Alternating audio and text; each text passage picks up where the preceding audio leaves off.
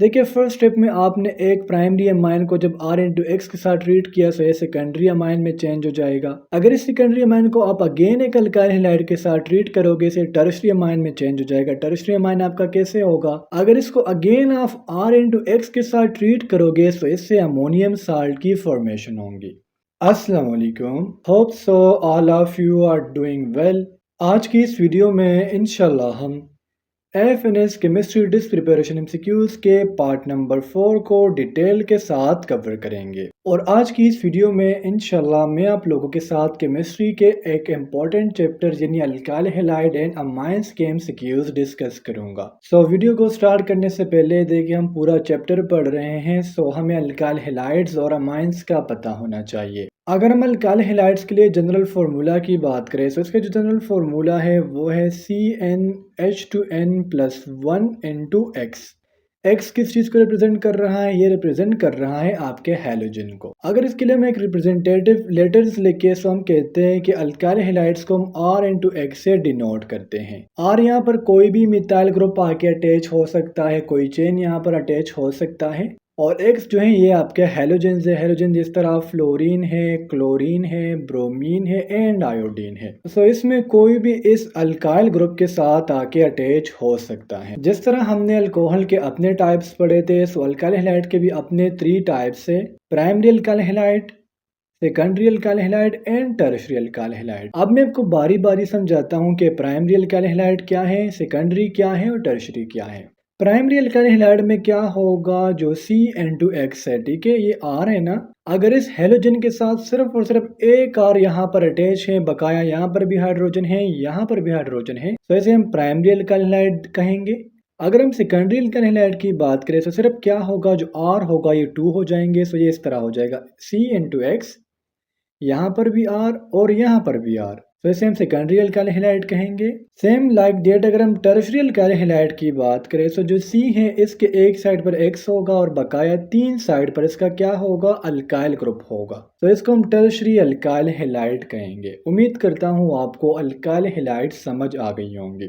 अब सेकंड इस चैप्टर का एक हिस्सा क्या है, वो है अमाइंस। अब अमाइंस किस चीज के डेरिवेटिव्स है? अमाइंस जो है ये डेरिवेटिव्स है किस चीज के, अमोनिया के। देखिए अमोनिया में NH3 है ना, तो अमाइंस का जो जनरल फॉर्मूला है वो है RN2NH2। मीन अमोनिया का एक हाइड्रोजन रिमूव किया गया है, सो ये हमारे पास अमोनिया के डेरिवेटिव्स है। तो ये था चैप्टर का ओवरव्यू। अब हम जाते हैं towards the MCQ is the reaction of methyl magnesium iodide with acetone followed by hydrolysis gives. यानी अगर हम एक रिएक्शन में किस चीज़ को, मिथाइल मैग्नीशियम आयोडाइड को एसीटोन के साथ ट्रीट करें, और ये कौन सा प्रोसेस होगा, हाइड्रोलिसिस का प्रोसेस होगा। हाइड्रोलिसिस का प्रोसेस से मतलब ऐसा प्रोसेस यानी हम किसी चीज़ का रिएक्शन करवा रहे हैं लेकिन in the presence of water करवा रहे हैं, स्प्लिटिंग हो रही है लेकिन in the presence of water हो रही है, तो ऐसे हम हाइड्रोलिसिस का नाम देंगे। अब जब भी हम मिथाइल मैग्नीशियम आयोडाइड और एसीटोन के दरमियान रिएक्शन कराएंगे तो ये सेकेंडरी ब्यूटेनॉल की फॉर्मेशन करके देगा, या इसे हम सेकेंडरी अल्कोहल का नाम भी देते हैं। अब सेकेंडरी ब्यूटेनॉल क्या है? ब्यूट का मतलब होता है 4, और इसका मतलब यह है कि एक साइड पर इसका कहीं न कहीं पर हाइड्रोक्सिल ग्रुप है। सपोज करें हमने एक चेन ड्रॉ करना है, देखिए CH3 CH2 CH2, अगेन यहाँ पर CH2 और यहाँ पर OH। तो देखिए अगर ये OH जो है ना, अगर इसको हम कार्बन नंबर 2 पर शिफ्ट कर दे तो ऐसे हम सेकेंडरी ब्यूटेनॉल का नाम देंगे। और जब भी मिथाइल मैग्नीशियम आयोडाइड और एसीटोन के दरमियान हम रिएक्शन करवाएंगे तो ऐसे सेकेंडरी अल्कोहल की फॉर्मेशन होंगे। Excuse number 2 is an electron deficient species is called. तो इलेक्ट्रॉन डेफिशिएंट स्पीशीज से मुराद यानी जिसके पास इलेक्ट्रॉन क्या हो, कम हो, उसे हम इलेक्ट्रोफाइल का नाम देंगे। इसके बिल्कुल अपोजिट होता है न्यूक्लियोफाइल, जिसके पास इलेक्ट्रॉन बहुत ज़्यादा हो। मैं आपको कुछ एग्जांपल्स भी देता हूँ कि इलेक्ट्रोफाइल के एग्जांपल क्या होंगे और न्यूक्लियोफाइल के एग्जांपल क्या होंगे जो आपके पेपर में रिपीट हुए हैं। सबसे इम्पोर्टेंट जो आपका रिपीट हुआ था वो था H2O के। H2O ये इलेक्ट्रोफाइल है या फिर न्यूक्लियोफाइल है। तो आप लोगों ने ये बात याद रखनी है कि जो आपका H2O है, जो वाटर है, ये एक न्यूक्लियोफाइल है। इस तरह BF3 it is very important for your paper. इसके बारे में पूछ लिया जाता है कि BF3 ये न्यूक्लियोफाइल है या फिर इलेक्ट्रोफाइल है। तो BF3 ये इलेक्ट्रोफाइल है क्योंकि इसके पास इलेक्ट्रॉन की कमी है। इसके अलावा हाइड्रोनियम आयन भी एक electrophile. MCQs number 3 is R into CH2 into X is an example of। तो बकाया चेन को आप बिल्कुल फॉरगेट कर लो, सिर्फ इस R को देख लो। कितने R है? 1 R है ना। R कितने हैं? 1। तो ये कौन सा अल्काइल हैलाइड होगा? ये होगा प्राइमरी अल्काइल हैलाइड। और अगर इसी R को आप 2 कर लो एक चेन में से, कौन सा अल्काइल हैलाइड होगा? ये सेकेंडरी अल्काइल हैलाइड होगा। और अगर ये R जो है एक चेन में 3 आ जाए तो फिर इसे हम टर्शरी अल्काइल हैलाइड का नाम। Excuse number 4 is the carbon atom carrying positive charge and attached to 3 other atoms और ग्रुप इज कॉल्ड। एक ऐसा कार्बन जिस पर पॉजिटिव चार्ज हो और इसके इर्द गिर्द क्या हो? 3 डिफरेंट, लेट सपोज मैंने कहा कि R है तीनों, ठीक है, और इसके इर्द गिर्द 3 डिफरेंट एटम्स लगे हो तो इसे हम नाम देते हैं कार्बोकेशन का। ओके, सिंपली आपने ये बात याद रखनी है कि अगर कार्बन के ऊपर पॉजिटिव चार्ज आ जाए और इसके इर्द गिर्द 3 अदर एटम्स लगे हो तो ये कार्बोकेशन होगा। सिंपली आप ऐसे भी कह सकते हो, a molecule in which carbon has positive charge is known as carbocation. MCQ number 5 is Grignard region can be represented by general formula. So Grignard region का जो जनरल फार्मूला है वो है R into mg into x। हमने अपने previous videos में discuss किया था कि हम ग्रिग्नार्ड रीजन को कैसे प्रिपेयर कर सकते हैं। तो इसमें हम करते क्या है, अल्काइल हैलाइड को देखिए R into x क्या है, ये आपका अल्काइल हैलाइड है। इसको हम मैग्नीशियम मेटल के साथ ट्रीट करते हैं तो इससे ग्रिग्नार्ड रीजन की फॉर्मेशन होती है। और आप लोगों ने ये बात याद रखनी है कि ग्रिग्नार्ड रीजन को हम ऑर्गेनो मेटेलिक कंपाउंड्स भी कहते हैं। ये जो R है अल्काइल हैलाइड का, या तो ये अल्काइल हो सकता है इसके रिएक्शन में और या फिर ये अराइल भी हो सकता है। तो इसमें आप लोगों ने कंफ्यूज नहीं होना। MCQ number 6 is the end product of reaction of a Grignard reagent with ethyl acetate is। तो एक ऐसा रिएक्शन जिसमें हम Grignard reagent को किस चीज़ के साथ, इथाइल एसीटेट के साथ ट्रीट करेंगे तो इससे सेकेंडरी अल्कोहल की फॉर्मेशन होंगी। देखिए Grignard reagent आप लोग जानते हो R into Mg into X, ये क्या है? ये आपका Grignard reagent है। अगर हम इसको किस चीज़ के साथ, एक ethyl acetate mean C4H8 N2O2 के साथ ट्रीट करेंगे तो सेकेंडरी अल्कोहल की फॉर्मेशन करेगा। इस तरह अगर आप लोग ग्रिग्नार्ड रीजन का रिएक्शन करवाते हो किस चीज़ के साथ, एक ईस्टर के साथ, अगर आप ग्रिग्नार्ड रीजन को ट्रीट करते हो तो इससे कार्बोनाइल कंपाउंड्स की फॉर्मेशन होती है। कार्बोनाइल कंपाउंड्स कौन कौन से हैं? एक आपका हो गया क्या चीज़, एल्डिहाइड, और दूसरा आपका हो गया कीटोन।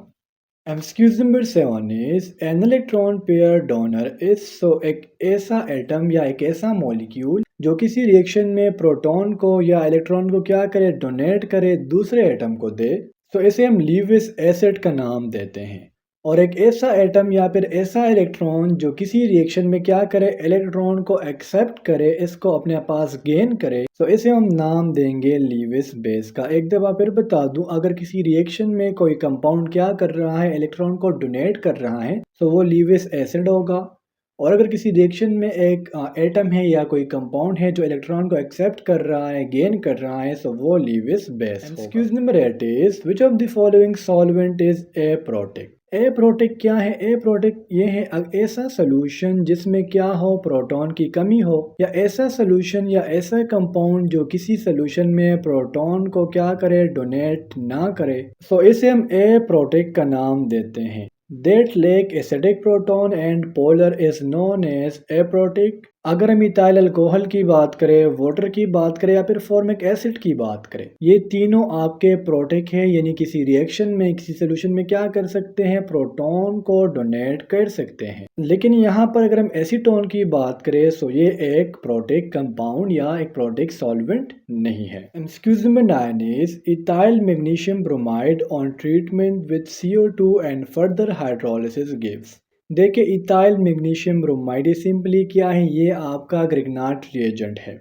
इथाइल मैग्नीशियम क्लोराइड से मुराद क्या है, यानी C2H5 साथ एक Mg है और दूसरी साइड पर क्या है, ब्रोमीन है। देखिए ब्रोमीन क्या है, ये आपका हैलोजन हो गया, C2H5 आपका अल्काइल ग्रुप हो गया। अगर आप क्या करते हो, एक इथाइल क्लोराइड को किस चीज़ के साथ, CO2 के साथ ट्रीट करते हो in the presence of hydrolysis. Hydrolysis mean किसी कंपाउंड की स्प्लिटिंग होना in the presence of water. तो ये आपको किस चीज़ की फॉर्मेशन करके देगा, ये फॉर्म करके देगा एसिटिक एसिड। लेकिन यहाँ पर आप लोगों ने ये बात याद रखनी है, जो कार्बन डाइऑक्साइड आप यूज़ करोगे ये कौन से फॉर्म में होगा, ये होगा ड्राई फॉर्म में। तो ग्रिग्नार्ड रीजन को आप ऐसे आइडेंटिफाई कर सकते हो, अगर सेंटर में मैग्नीशियम आ गया, एक साइड पर कोई भी हैलोजन आ गया और इस साइड पर अल्काइल ग्रुप आ गया, तो आपने समझना है कि ये आपका ग्रिग्नार्ड रिएजेंट है। और अगर आप ग्रिग्नार्ड रीजन को CO2 के साथ ट्रीट करोगे तो इससे एसिटिक एसिड की फॉर्मेशन होती है। MCQs number 10 is geometry of methyl chloride is. So methyl chloride क्या है? CH3 ये आपका मिथाइल क्लोराइड है और इसकी जो ज्योमेट्री है वो है टेट्राहेड्रल। अगर इसमें बॉन्ड एंगल की बात करें तो वो है 109.5 डिग्री और अगर हम वाटर में बॉन्ड एंगल की बात करें तो वो है 104.5 डिग्री। BF3 में जो बॉन्ड एंगल है वो है 120 degree. Excuse number 11 is which of the following halide is most reactive towards nucleophilic substitution reaction? तो गिवन ऑप्शन में जो आपका इथाइल आयोडाइड है ये towards nucleophilic substitution reaction ज़्यादा रिएक्टिव है। न्यूक्लियोफिलिक सब्स्टिट्यूशन रिएक्शन क्या है? इसमें क्या होगा, एक न्यूक्लियोफाइल आएगा जिसके पास लोन पेयर ऑफ इलेक्ट्रॉन्स होंगे और ये किस चीज़ पर अटैक करेंगी, एक इलेक्ट्रोफाइल के ऊपर अटैक करेंगी ताकि इसको क्या करे, इलेक्ट्रॉन डोनेट कर ले। तो गिवन ऑप्शन में जो आपका इथाइल आयोडाइड है ये towards the nucleophilic substitution reaction ज़्यादा रिएक्टिव है as compare to ethyl bromide, ethyl fluoride and ethyl chloride. Excuse number 12 is when a primary amine is treated with an alkyl halide they produced. So primary amine क्या है, NH2 into CH3, ये आपका हो गया primary amine. CH3 क्या है, ये आपका R ग्रुप है। अगर इसको आप एक alkyl halide R into x क्या है, ये आपका अल्काइल हैलाइड है। अगर इन दोनों को आप आपस में ट्रीट करवाते हो तो इससे ऑल ऑफ दीज की फॉर्मेशन होती है। देखिए फर्स्ट स्टेप में आपने एक प्राइमरी अमाइन को जब R इंटू एक्स के साथ ट्रीट किया तो ये सेकेंडरी अमाइन में चेंज हो जाएगा। सेकेंडरी अमाइन कैसे होगा, देखिए आपका NH2, यहाँ पर भी CH3 और यहाँ पर भी CH3, ये क्या हो गया, सेकेंडरी अमाइन हो गया। अगर इस सेकेंडरी अमाइन को आप अगेन एक अल्काइल हैलाइड के साथ ट्रीट करोगे इसे टर्शियरी अमाइन में चेंज हो जाएगा। टर्शियरी अमाइन आपका कैसे होगा, NH2, यहाँ पर भी CH3, यहाँ पर भी CH3 और यहाँ पर भी CH3, तो ये क्या हो गया, आपका टर्शियरी अमाइन हो गया। अगर इसको अगेन आप R इंटू एक्स के साथ ट्रीट करोगे तो इससे अमोनियम साल्ट की फॉर्मेशन होंगी। So that's why the correct option is option D. Excuse number 13 is primary amine react with acid chloride and produced. तो जब भी आप एक प्राइमरी अमाइन को उठाते हो और इसको किस चीज़ के साथ, एसिड क्लोराइड के साथ ट्रीट करते हो तो इससे किस चीज़ की फॉर्मेशन होती है, इससे फॉर्मेशन होती है सेकेंडरी अमाइड की। Excuse number 14 is Grignard region reacts with ester and yields. So मैं आपको शुरू में बता चुका हूँ, अगर आप किस चीज़ को ग्रिग्नार्ड रीजन को ट्रीट करोगे एक ईस्टर के साथ तो इससे बोथ B एंड C यानी कीटोन और अल्डिहाइड की फॉर्मेशन होती है। और अगर आप इन कार्बोनाइल कंपाउंड्स यानी कीटोन और अल्डिहाइड की आपस में रिएक्शन कराओगे तो इससे कार्बोक्सिलिक एसिड की फॉर्मेशन भी हो सकती है। अगर आप कीटोन और एल्डिहाइड की रिडक्शन कराओगे तो इससे प्राइमरी अल्कोहल और सेकेंडरी अल्कोहल की भी फॉर्मेशन होती है। Excuse number 15 is hydrogen derivatives of alkane are called. So it is a very simple question. और हेलोजन डेरिवेटिव्स ऑफ अल्केन जो है इसे हम सिंपली नाम देते हैं हेलो अल्केन। तो स्टूडेंट्स ये था आप लोगों का अल्काइल हैलाइड एंड अमाइंस का चैप्टर। होप सो आपको ये चैप्टर क्लियर हुआ होगा। अगर इनमें आपको फिर भी कोई MCQs चाहिए हो तो आप मुझे कमेंट सेक्शन में बता सकते हो। इंशाल्लाह नेक्स्ट वीडियो में मिलते हैं। अल्लाह हाफिज़।